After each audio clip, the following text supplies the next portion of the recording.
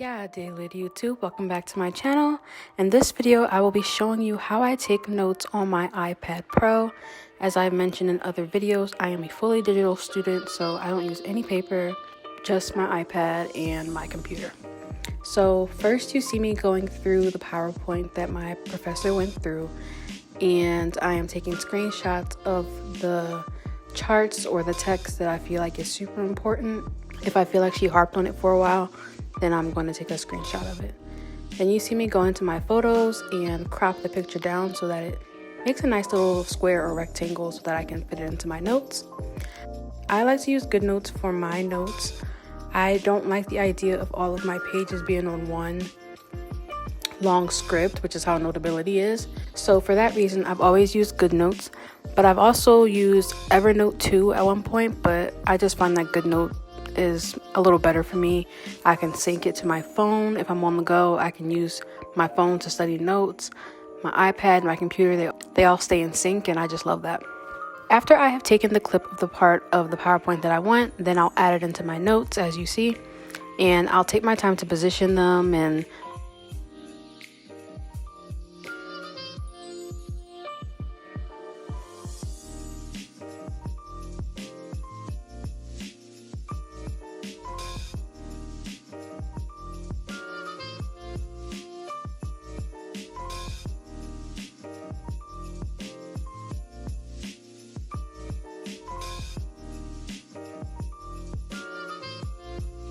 sometimes I have to use the lasso tool to move my words around just to make sure it fits a little better.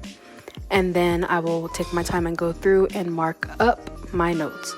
So in general, I like to write everything in blue, but if I'm writing it in red, it's because my professor said it verbatim out of her mouth, or because she said, make sure you remember this. You know how professors say that, and then it's like 5 questions on your exam.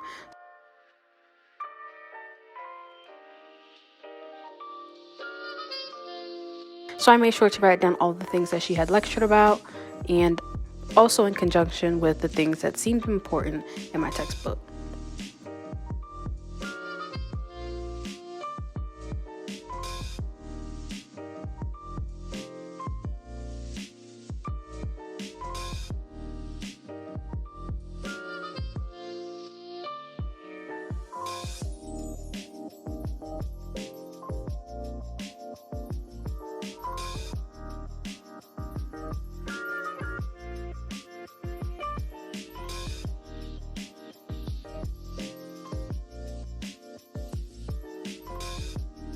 I don't use the highlighter tool too often. I tend to more so use the colors, different color pencils, before I would use the highlighter.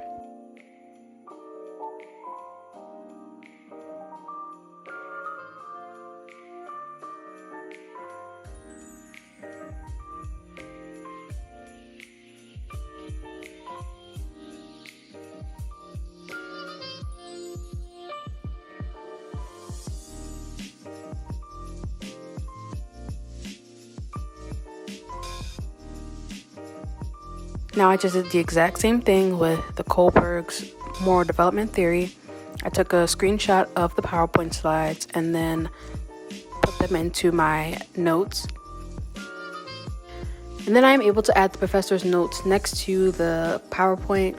You are able to actually just write directly on PowerPoint too if you have an iPad, but for me it comes out a little bit more sloppy than how I would like.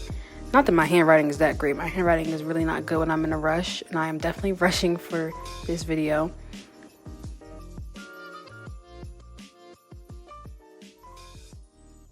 But if I were to take my time, it's really, really easy to get the hang of how to write on the iPad. I actually have a paper-like film that I need to put on my iPad, which I have not done yet, but it's supposed to help. It's supposed to help with the difference in writing on something silky versus a piece of paper.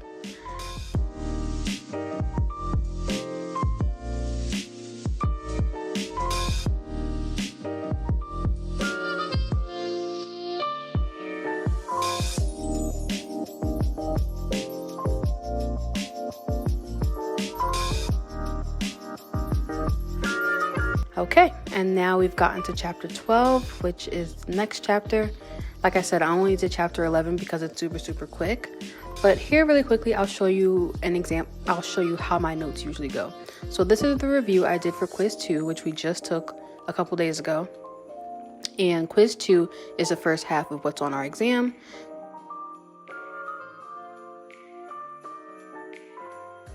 I usually write everything in blue.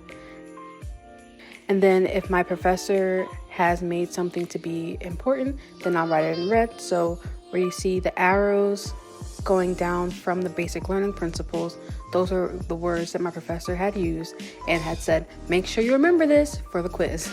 And they were definitely on the quiz. Also, if my professor says, don't worry about something, I will 100% block it out. I don't need to have extra information in my head if it's just gonna cause a space to be taken up for no reason. So I just blocked that out right under healthy people and then moved on to the rest of my notes. So I just went to each little section in the text or in the PowerPoint and then wrote down the main points under it. And sometimes I like to switch it up and I'll put a little box around the heading. And then depending on how I feel like the information will best be organized, then that is how I'll do it. So then chapter 24. So the same thing happened in chapter 24 as well.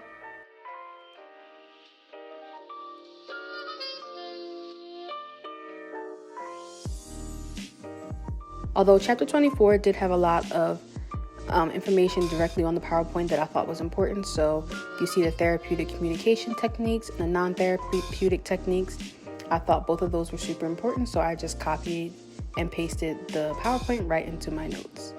And yeah, that's pretty much how it goes on a regular basis. And we're back to our developmental theories now. And this is not a flex. This is just to show you, like on my last quiz, quiz 2, I actually got a 48 out of 50. I was very excited about that. I am the worst these days with getting my thoughts out in my videos. I keep thinking about things after the fact. So I forgot to mention also that my textbooks are all here on my Kindle app. So I also use this as I am taking my notes, and of course if I need to look up anything or if I'm unsure, I need to see a diagram and stuff, I will come here. Of course, all these stages and stuff are important. You know, any figures and stuff that I might want to copy, I might add into my notes as well, but I don't usually add in a lot of figures unless the professor specifically mentions it, which sometimes she does, in which case most times she'll put it in a PowerPoint. And also I forgot to mention that if I ever need to review what we learned in class because the professor was speaking too fast, which sometimes she does, especially today, she flew through the lecture, and if not for my previous knowledge of psychology and developmental theories, I would have been super lost. But even if that's the case, 9 times out of 10, she'll post the lecture. So because we are still internet based right now, all of our classes occur on WebEx. So you go to your media gallery and then you will literally see all of your classes that have been pre-recorded and uploaded. Okay, so so yes, all of the lectures will be on here pretty much. So you can see, like, this is almost 3 hours. If you see that it's less than exactly 3 hours, a lot of times she'll forget, and then one of us will be like, Professor, can you please record so that we have it for later? And then, oh, this is from her office hours session. That's not a class. You know, if you clicked on the link, then you would literally have your entire lesson in here. And then it has a transcript also as it has a transcript also as it's going, and then you know, it'll go through all the slides and all of the things that we're reviewing. And yeah, so okay guys, so you can basically see that this is how I get my studying done. It's very short because I have, for this exam, I have like 7 or 8 chapters to get through, so I just want to do a quick like chapter 11 because it's short. But yeah, thank you guys for watching my video. Make sure you like, comment, and subscribe. All right guys, look more.